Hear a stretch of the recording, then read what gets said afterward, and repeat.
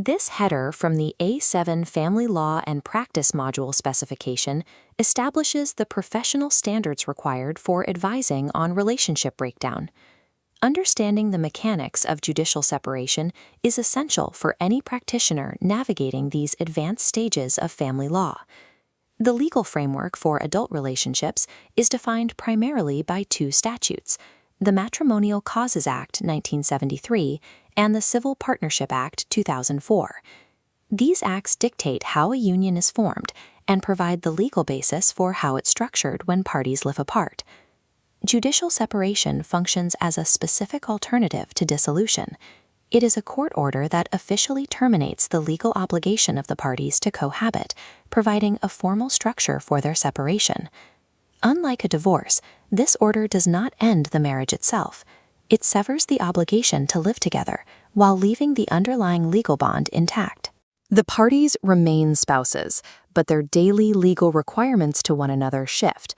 This creates what is known as a separated estate. Spouses can live independent lives with the court's sanction, maintaining their marital status while legally recognizing their physical separation. The process for securing this status was updated by the Divorce, Dissolution, and Separation Act 2020. This legislation changed the requirements for how a separation is initiated. As details in the module specification, the 2020 Act removed the need for parties to prove specific conduct. Applicants no longer have to establish one of the 5 historical facts, such as adultery or desertion, to obtain an order.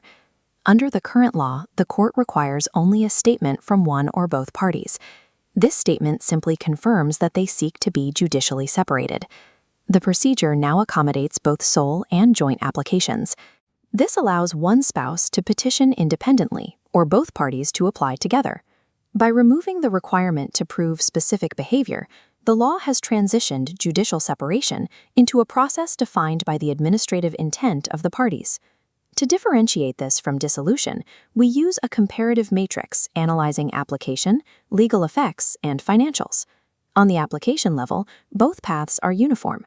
Because of the 2020 Act, both rely on the same statement of irretrievable breakdown. They also share the same administrative framework, utilizing the digital online portal and the terminology of applicant and respondent. Since the entry point is now identical, the practitioner's choice is dictated solely by the specific legal and financial outcomes in the following columns. The module highlights a significant timing advantage. Judicial separation is available during the first year of a marriage or civil partnership. Divorce, however, is subject to an absolute bar under Section 3 of the Matrimonial Causes Act. Spouses must be married for at least 12 months before applying for dissolution. Once the order for separation is granted, Section 18(1) of the Act officially ends the legal requirement for the spouses to live together. This makes judicial separation the primary legal option for clients who need immediate court-sanctioned boundaries before the 1-year divorce time limit has passed. The most significant legal changes involve how the law treats property and the status of the bond. Section 18(2) of the Act stipulates that if a spouse dies intestate following the order, the survivor can no longer automatically succeed to their property. The automatic right to inherit is terminated.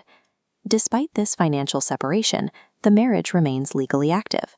Neither party has the capacity to enter a new marriage or civil partnership because the previous one has not been dissolved. This results in a partial severance. The financial succession is cut, but the marital status remains locked.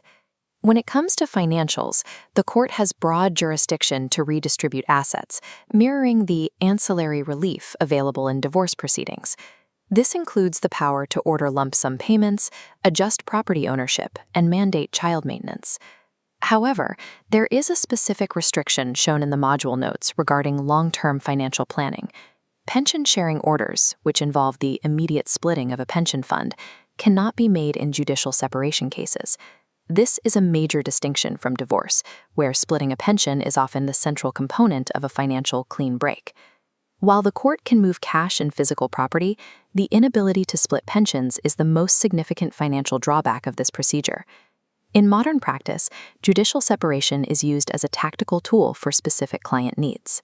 It is an essential option for clients with religious or moral objections to divorce who still require the court's intervention to secure their financial and physical safety. It also allows for urgent restructuring in cases where the 1-year bar on divorce prevents immediate dissolution, providing a framework to live apart legally. Although the number of orders granted has declined over time, it remains a relevant, specialized tool in the family practitioner's arsenal. It provides an immediate legal framework when dissolution is not possible or is not the desired outcome for the parties involved. The 2020 Act offers simplicity in application, but the consequences of choosing judicial separation over divorce are permanent and specific. Practitioners must advise on the specific gaps in protection, particularly the inability to remarry and the exclusion of pension-sharing orders. The law now allows clients to set their own boundaries with greater efficiency, but they must accept the legal ties that remain in place. Mastering this procedure is about understanding the distance between achieving financial independence and maintaining marital permanence.